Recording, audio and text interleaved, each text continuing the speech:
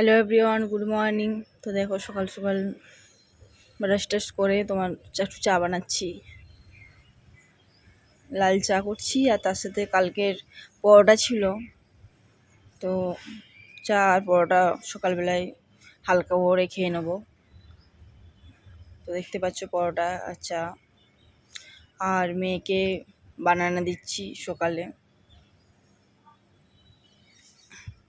বানানা দিলাম। আর এদিকে আমি সবজিটা বনিয়ে নিচ্ছি। লাউটা দেখো 2 কেজি সাইজের হবে লাউ, এতটা পরিমাণে বড়।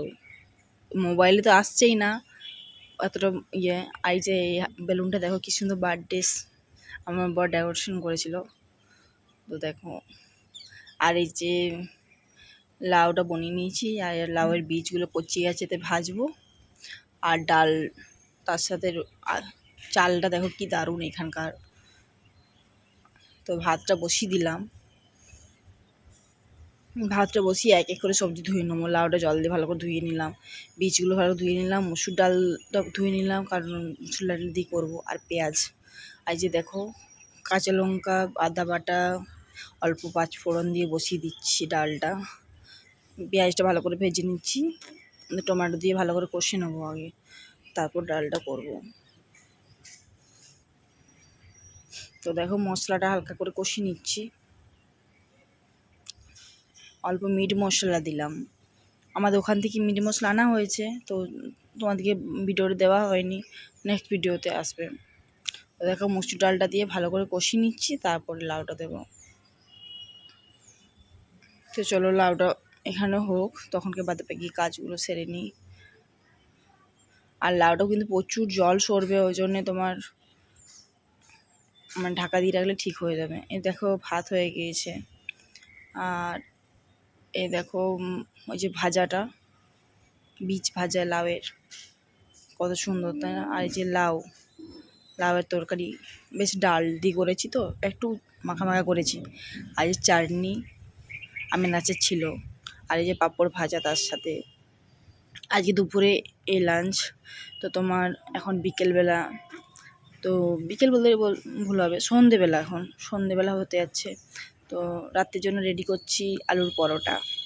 কে কে ভালোবাসো আলুর পরোটা খেতে, অবশ্যই কমেন্ট করে জানিও। এই যে রসুনটা ভালো করে ভেজে নিচ্ছি, রসুনটা না দিলে ভালোই লাগে না, এত সুন্দর স্মেল আসে কি বলবো।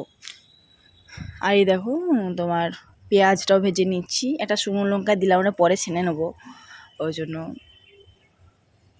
আর তোমার দেখো আলুটা সেদ্ধ করে আর ছেনে রেখেছিলাম, মানে চটকি রাখলে কি ভালো হয়, হাতে কেটে চটকালে। আর এই যে বাদামটা একটু দুটো করে ভেঙে নিয়েছি। এই যে আমি লঙ্কাটা ভাঙার চেষ্টা করি, যেহেতু নরম আছে ওই জন্য হলো না।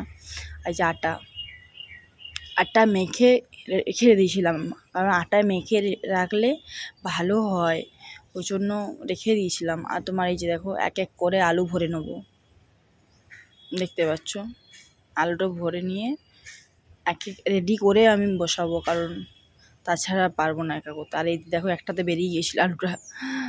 তো যাই হোক আমি এক এক করে বেলে নিলাম, পাতলা করে বেললাম, কারণ ভালো হয়। আর মোটা হলে খুব ইয়ে হয়ে যায়, অসুবিধা হয়। তো আমি এখানে একটা করে বেলে নিচ্ছি আর একটা চাপিয়ে দিয়েছি, কারণ ওটা টাইম লাগবে হতে, আলু পরোটা তো একটু টাইম লাগে।